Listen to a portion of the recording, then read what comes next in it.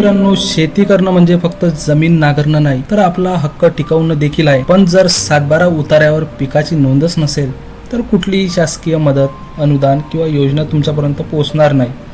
E पीक पाहणी म्हणजे मोबाईलवरूनच आपल्या शेतात काय पीक आहे हे स्वतः नोंदवण्याची एक सरकारी सोय आहे. ही नोंद केल्यावर तुम्हाला पुढील गोष्टी मिळू शकतात: पीक विमा, पीक कर्ज, अनुदान आणि शासकीय योजना.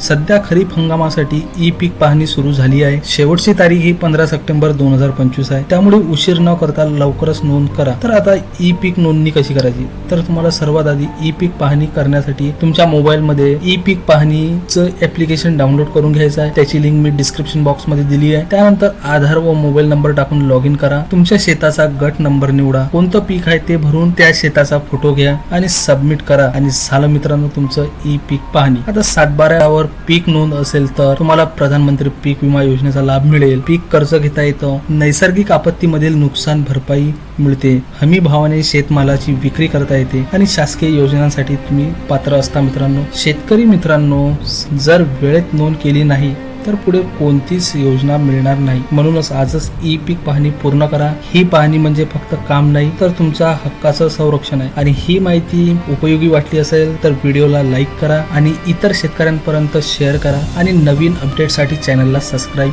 करायला विसरू नका मित्रांनो. चला तर मग भेटूया पुढच्या व्हिडिओमध्ये. जय हिंद, जय महाराष्ट्र.